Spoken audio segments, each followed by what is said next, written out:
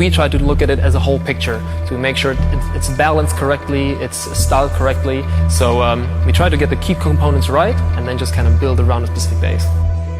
Anything that takes away from the pleasurable experience of really riding your motorcycle at a good level, it is detrimental.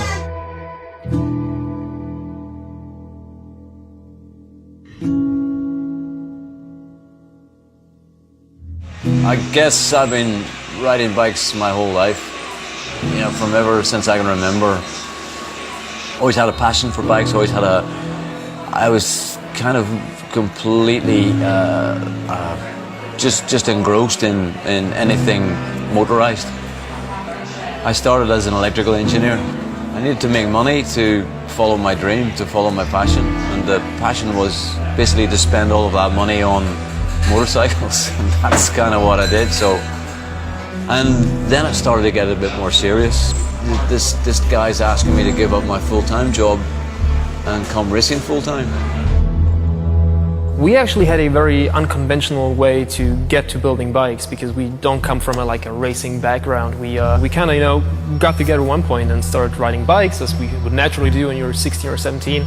We actually started in my basement back in the day when I was 16, and then we kind of built my personal bike and we built Pablo's personal bike, and then we sold these two rather than actually riding them ourselves, and from then it took off.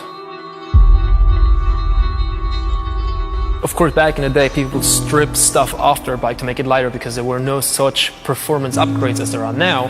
What we do is we style them in a way that makes them appealing to the eye a little bit more. So actually with us, I think, you know, function follows form.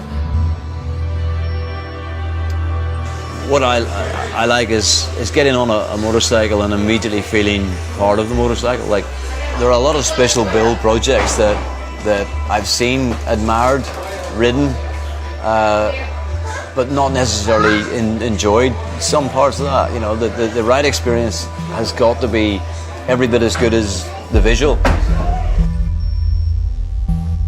The thing is, right now, we have not yet had the pleasure to actually work with someone so experienced and skilled to actually give valuable input. Through his involvement, we of course try to, you know, capture a little bit more of, you know, the racing spirit that such a bike could have.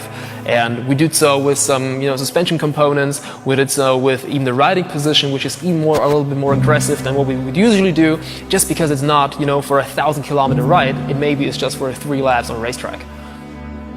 You know, where the rider sits on this bike is kind of one of the most important parts. You know, you don't want your knees up like this, with the foot position and somewhere where you can change or push your brake and change your gear. Well, we know what this bike's all about. You know, it's where we place it on its suspension is going to be really important. If we weren't able to change foot peg position, handlebar position or whatever, then that's got to be even more important. That's got to be the big question mark, you know, where this is. I'm going to be asking to go to more of an extreme height, which also has an effect on how he designs the seat, where he places the seat on the subframe. So what we tried to do here was kind of, you know, embody the stock gas tank with the lines in front and the back, which are custom made on this bike, to kind of stress more that we're going for an aerodynamic point of view here, but still, you know, keep the stock forms of the bike. One thing that, well, Jeremy didn't mention necessarily, but I think he will be very amazed by, is actually the wheel set. We have a significant drop in weight here, and this is one of the main modifications on such a bike that are extremely crucial.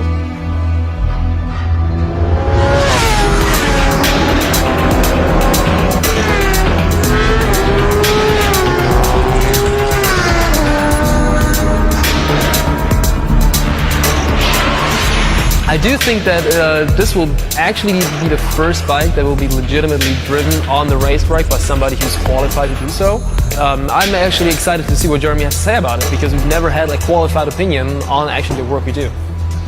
When you jump on a motorcycle, the first thing you do is you're critical. The first thing I do is look to see where are my feet, or where is my position? Can I reach the gear shift easy? Can I reach the brake easy?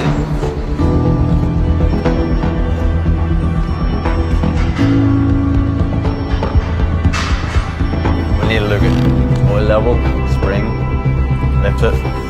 We just grab it and just see what the ground clearance on this thing's like. I mean, I'm actually very open to Jeremy's suggestions, and I hope that he has suggestions to say, because I'm 100% sure that the bike is far from perfect when it comes to to such a dramatic test on the racetrack by a race driver.